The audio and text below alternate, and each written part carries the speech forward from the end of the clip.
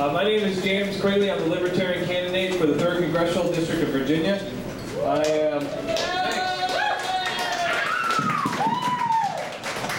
I have here my wife Nicole. My brother Tony is handling a HD TV recording of this. We have Robert Alexander. He is currently the handling the Ustream of this. So this is actually live streaming right now. So Mr. Alexander is going to try to send this out to the world. My brother is going to try to send this out on YouTube to the world after this is over. And anyway, I just want to give some introductions. Thank you to Tucker for allowing us to use the bar tonight.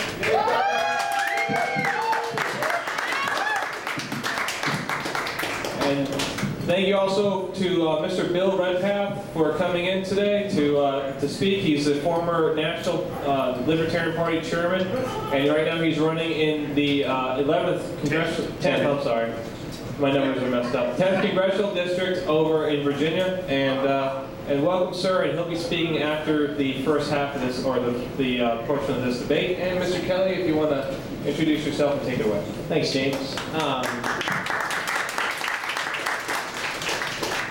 Thank you very much. I'm John D. Kelly, and I'm the independent candidate here in the Virginia 3rd District. I went in 2008 and looked down on the ballot, as most of you did, and saw that the incumbent votes for himself, and he wins. And I wanted to have a choice, so I went to the opposing party and I said, look, you guys want to put somebody up here, you know, we want choices, this is America. And they said, well, we always lose, it's a gerrymandered district, and nobody wants to lose. I said, well, I volunteer. Oh, you got to be a state legislator, you got to be county supervisor first. And I said, well, wait a second, I got my Constitution right here, and it says I got to be 25 years old, you know, 7 years a resident of the United States, and not a felon. I qualify.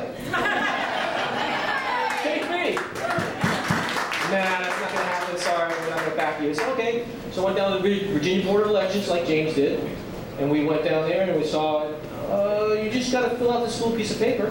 What does it cost? Nothing. America's great. Gotta love it.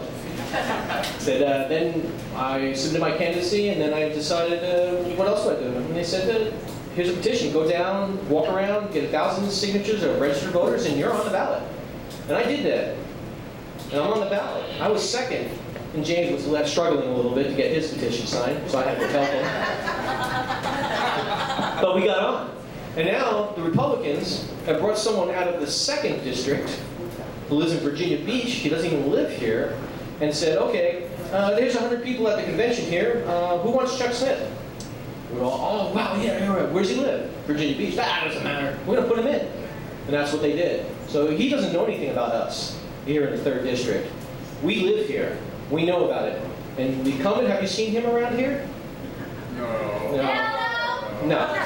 So what we want to show you is what we believe in tonight, because you are going to vote for us. You're not going to vote for the other two. We know that. So we're going to make a decision here to help you decide who's the better candidate. And that's why we're here tonight. I live in New Kent, by the way. Thank you.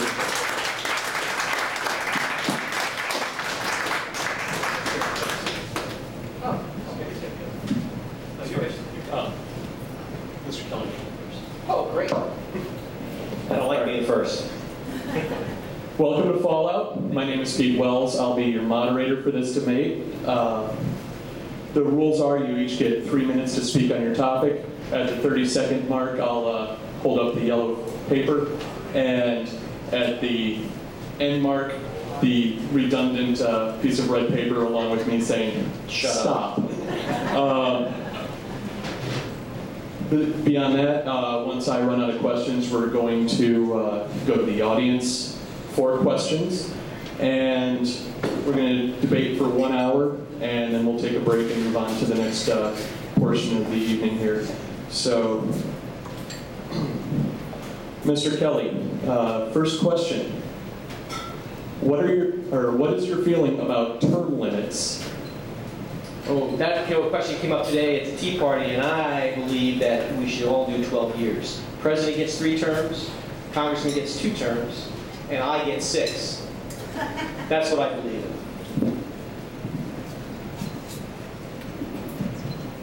I also agree with term limits. I actually, at first I was wasn't sure what I thought about them, but hearing stories about people such as Bobby Scott, who people say have been there for 18 years, that he's become an institution, he's, in a lot of people's mind, he's become arrogant, and because of that, and becoming an institution, he really doesn't relate anymore to the common people, right, to us citizens. So can you imagine being waited on, hand over, basically wait on everywhere you go. Hey, how can I help you? Opening doors for you, buying lunch for you, buying dinner for you, these sorts of things.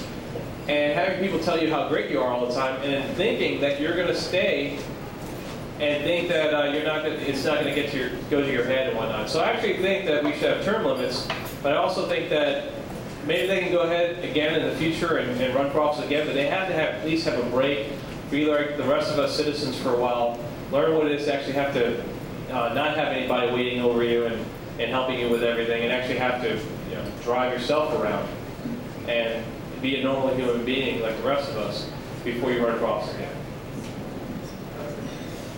Thank you very much.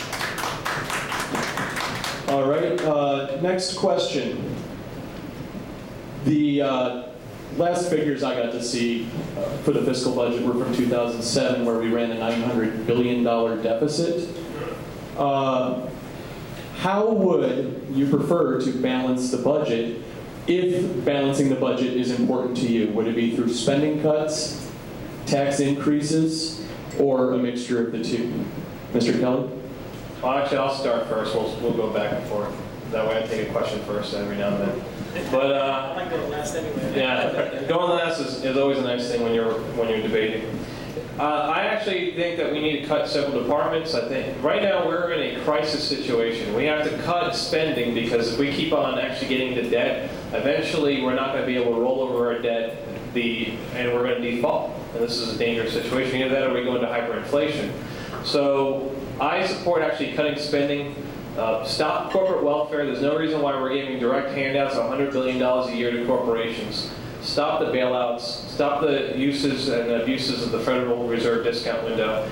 Stop the wars in Iraq and Afghanistan. Stop subsidizing the defense of Western Europe and Korea and Japan, who are modern countries that can defend themselves right now. Why are we actually spending money in this situation that we have fiscally to subsidize the defense of people that should be able to foot their own bill? So, also, cut the Department of Energy, cut the Department of Education. They had a mandate to improve things over the last 30 years from the 70s, and both education and our energy dependence have continued to degrade ever since they were put into place. So obviously they failed. And then if we also get our troops back home, I believe that we can reconstitute our forces. It'll save us money in the long run. And if we do those things, and also Congress needs to go ahead and take a pay cut. Congress also needs to go ahead and basically get rid of some of the perks that they have. At that point, if we still need to balance the budget, we can look to try to cut some of the social programs, but let's cut from the top first and be an example before we ask people to sacrifice who are barely making it today. Mr. Kelly? Okay, let's talk about what we disagree with, because some of the things we both agree on. So what I disagree on is ending the war in Afghanistan and Iraq. My daughter is serving over there in the Middle East right now. She's captain. Went to the Air Force Academy just like James. Thank you very much. She's been two tours over there. She's been in England her whole career right now, 4 years over there. Lucky I never got to get over there with her. I had to serve in the Minuteman missile systems, and I knew I was going to die in 30 minutes.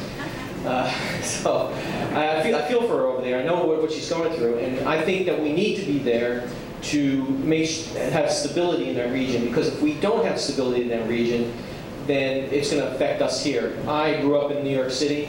My sister had just lost her job. The company moved to Connecticut from the Twin Towers when that happened. My mom watched the planes go over and hit. I had friends that were in the fire department and the police department. So I don't want that happening again. So I want to be out there knocking them out instead of coming over here and we miss them because they die in their jihad. That's what I disagree in. And I want full, transparent auditing of the DOD and the Federal Reserve. And that's where we differ. Did you have any other areas that you wanted to expand on? The education system, I think that No Child Left Behind in the original form we should go back to that. My wife is an educator in Henrico. We need to go into the underperforming schools and bring an incentive, some kind of incentive for the teachers to come in that are well performing and move them down to the underperforming schools and get rid of the tenured teachers that can't do the job. We need to get rid of them. All right, thank you very much. I got the next one.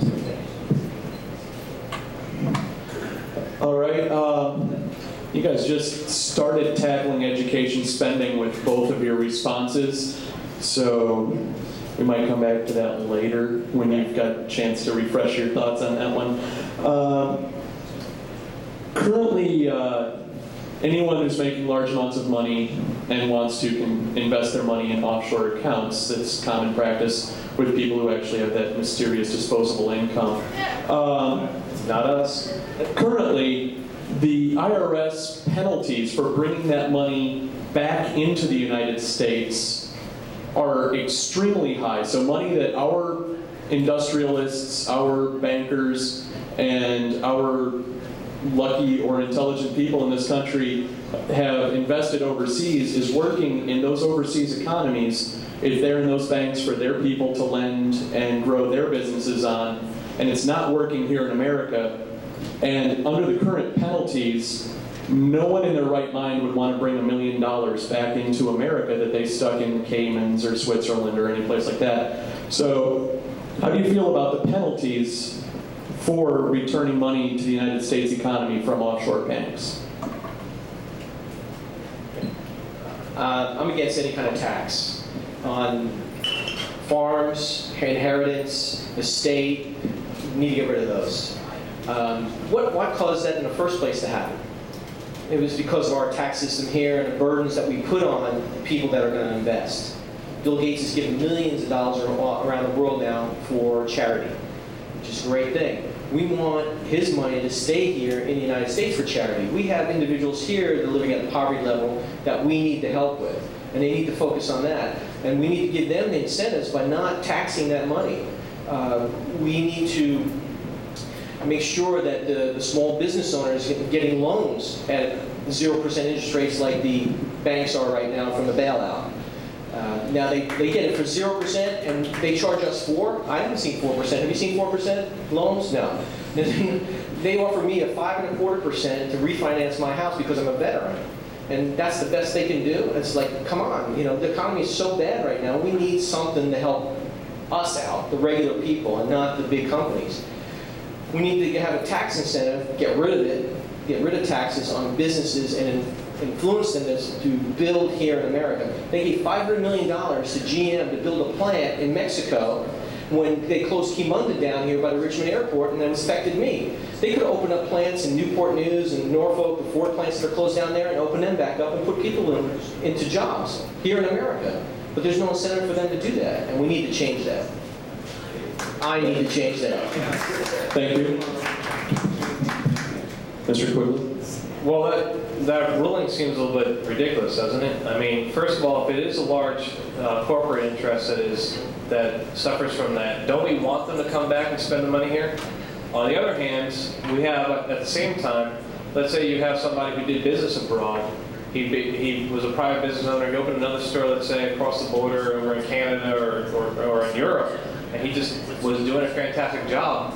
Why are you penalizing him for being productive where he can't bring his money back? So yes, I think there needs to be reform of that system. There needs to be a lot of reforms on our tax code, period. Thank you.